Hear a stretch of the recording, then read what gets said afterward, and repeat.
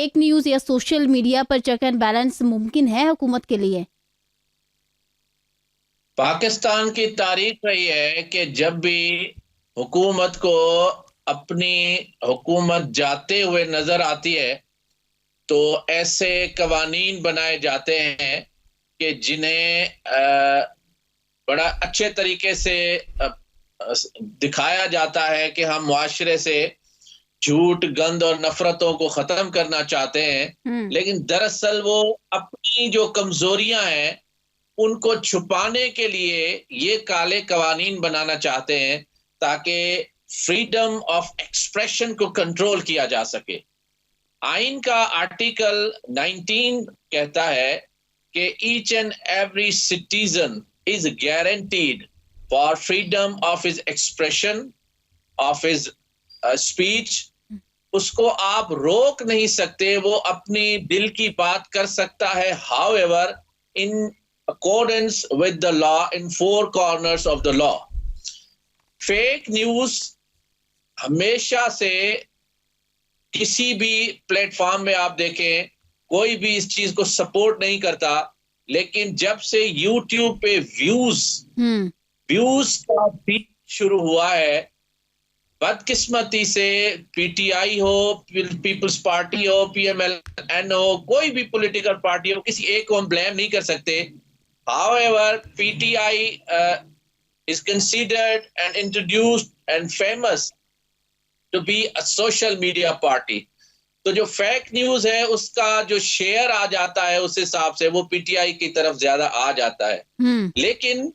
वहां व्यूज की बात आ जाए, अर्निंग्स की बात आ जाए, वहां बदकिस्मती से अब कोई किसी लिमिट को नहीं देखता कि हम किसी लिमिट को क्रॉस कर रहे हैं या नहीं, किसी की माँ बहन बेटी की इज्जत तार तार कर रहे हैं या नहीं, अपने किसी मोहब्बत का बेड़ा गर्क और सत्यानाश कर रहे हैं या नहीं कर रहे, चाहे वो एस्टेब्लिशमेंट हो, अदलिया हो, सियासतदान हो, हम किसी चीज की परवाह नहीं करते। हमारा टारगेट ये होता है कि मेरी वीडियो पे व्यूज कितने आए, भाई 1 लाख। यार आपने इस बात को थोड़ा ट्विस्ट करके बताना था, थोड़ा इसको ट्विस्ट करके बोलना था, आधी अधूरी बात करनी थी ताकि व्यूज बढ़े, और वाकई व्यूज बढ़ जाते हैं।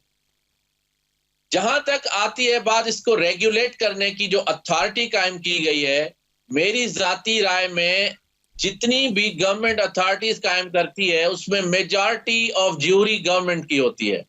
चाहे वो कॉन्स्टिट्यूशनल बेंच हो सुप्रीम कोर्ट का, चाहे जुडिशियल कमीशन हो, चाहे कोई भी पार्लिमानी कमेटी हो, चाहे जजों की अपॉइंटमेंट हो। हर इदारे में जो कमेटी बनती है उसमें मेजॉरिटी आ जाती है हुकूमत की, तो उससे फिर जो बाकी माइनॉरिटी वाले मेंबर्स हैं उनकी कोई वक़्त, कोई हैसियत कानूनी नहीं रहती। मैं समझता हूं कि जजों की अपॉइंटमेंट हो या इस फेक न्यूज को रेगुलेट करने की अथॉरिटी हो या कोई भी ऐसी कमेटी हो, उसमें मेजॉरिटी जो है वो हुकूमत की नहीं होनी चाहिए ताकि उस पे चेक एंड बैलेंस हो। यानी हुकूमत अपनी पसंद से जिस पे चाहे फेक न्यूज का लॉ इंप्लीमेंट करके राइटली और रॉन्गली उसे गिरफ्तार करके पनिश ना कर सके, बल्कि मीडिया पर्सन्स जो है, जो मीडिया के इंडिपेंडेंट नाम है, एसके न्याजी हैं, हामिद मीर हैं, मलिक साहब हैं, मालिक साहब हैं,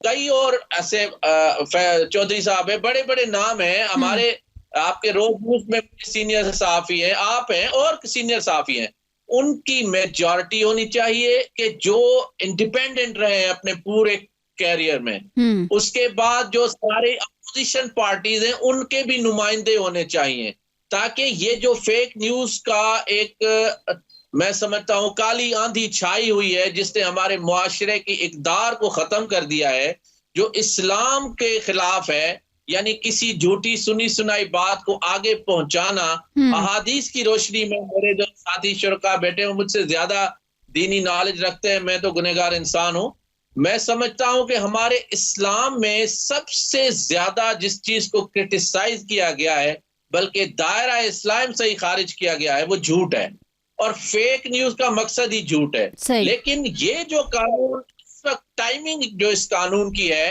वो it creates a doubt in public mind कि भाई क्या ये वाकई हुकूमत को 77 साल में अब आके फेक न्यूज का ये सख्त कानून बनाने और जुर्माने डालने के लिए सही वक्त मिला है, या हुकूमत अपनी कमजोरियों को छुपा के अपने मुखालिफिन को विक्टिमाइज करना चाहती है। इस चीज को देखना जरूरी।